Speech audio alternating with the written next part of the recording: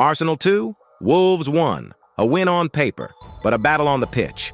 Wolves pushed hard, stayed compact, and made every second count. Today, we break down every tactic, every key run, and every moment that decided this game.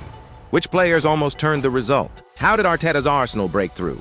And what can Wolves do to stop them next in the next match? Stay tuned, because by the end, you'll see exactly how Arsenal conquered Wolves, and how the next clash could go either way. Let's start with formations. Arsenal opened in a classic 4-3-3, but as soon as they had the ball, one fullback pushed into midfield, transforming the shape into a 3-2-5. This allowed Arsenal to control possession, stretch Wolves wide, and keep players high up the pitch. Wolves, on the other hand, set up in a 3-4-2-1. Off the ball, this shifted to a 5-4-1. Their wingbacks dropped deep, keeping the team compact and organized. Wolves weren't trying to dominate possession. Their plan was simple: defend deep and strike quickly when Arsenal made a mistake. These formations set the tone for the match and also hint at how Wolves can frustrate Arsenal in future games. Arsenal's approach was all about control and patience. They moved the ball from side to side, pulling Wolves out of position. Instead of early crosses, Arsenal waited for the perfect moment. Cutbacks, short passes in the box, and late runs from midfield. Declan Rice played a key role, shielding the defense and helping recycle possession quickly. Martin Odegaard controlled the tempo, finding space between the lines and connecting midfield to attack.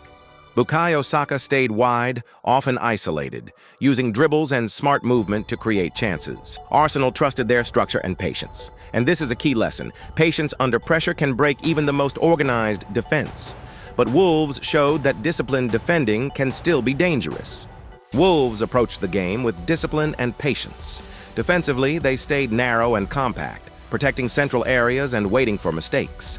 They didn't press high often, instead launching fast counterattacks whenever Arsenal lost the ball. Pedro Neto was Wolves' main weapon on the wing, using pace and direct running to create danger. Matheus Cunha linked the attack, carrying the ball forward quickly.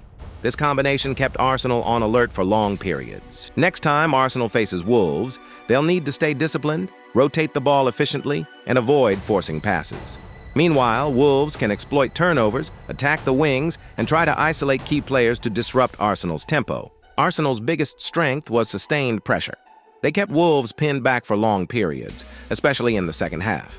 Even when attacks failed, their structure allowed them to win the ball back quickly. But Arsenal showed vulnerabilities after losing possession, especially in wide areas. Wolves' compact defending and fast counters were a real threat. Their main weakness? Deep defensive drops led to rushed clearances and crowded lines. The decisive moment came late. Arsenal's persistence paid off, Wolves faltered, and the late goal sealed the 2-1 victory. This match highlighted two clear football philosophies. Arsenal represents control, patience, and composure under pressure.